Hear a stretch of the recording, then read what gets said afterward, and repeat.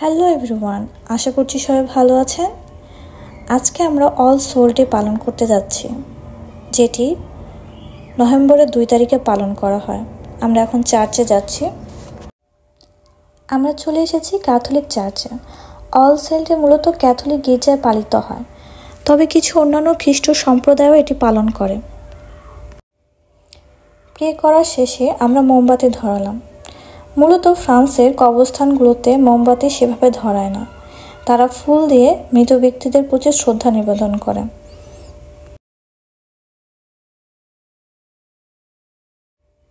চলে আসলাম ফ্রান্সের কবরস্থানে।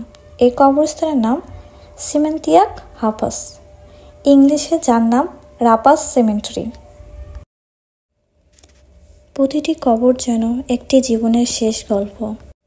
তাদের কবরের পাশে দাঁড়িয়ে শুধু স্মৃতির ভার অনুভব করা যায়। এই দিনটিতে অনেক মানুষ আসে তাদের প্রিয়জনদের স্মরণ করতে। আমরা নর্মালি চার্চ শেষ করে এখানে আসতে প্রায় 12টা বেজে গেছে, এজন্য এখানে লোক কম দেখা যাচ্ছে। অল সোল ডের উদ্ভব 10ম শতাব্দীতে ঘটে, যখন সাধক সাধিকাদের আত্মার শান্তির জন্য প্রার্থনা করার একটি দিন প্রতিষ্ঠা করা হয়। পোপ উরবান ষষ্ঠ এই দিনটি আনুষ্ঠানিকভাবে পালনের ঘোষণা দেন। আমরা কিছু সময় এখানে প্রার্থনা করব, প্রিয়জনদের স্মরণ করব। ফুলগুলো একটি সুন্দর উপহার, যা আমাদের ভালোবাসার একটি প্রকাশ। এই দিনটিতে প্রিয়জনদের প্রতি আমাদের শ্রদ্ধা জানানোর একটি মাধ্যম। এখানে প্রতিটি কবরে একের অধিক লোককে কবর দেওয়া হয়। দেখুন, এখানে 5 জন মানুষের নাম রয়েছে, মানে 5 জন মানুষকে কবর দেওয়া হয়েছে।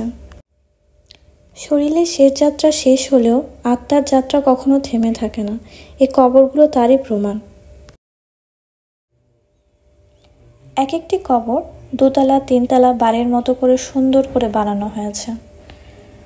এখানে রয়েছে 3 তলার কবর।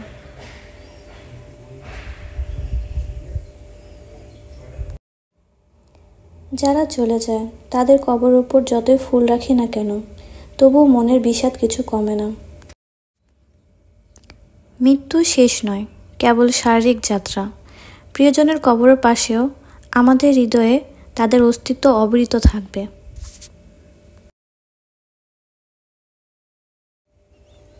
আজকের ব্লগে আমরা অল সোল ডে উদযাপন করেছি এবং কবরস্থানে আমাদের প্রিয় মানুষদের স্মরণ করেছি।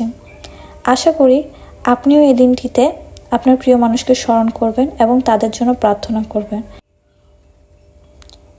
ভালো লাগলে লাইক, কমেন্ট, শেয়ার করে পাশে থাকবেন।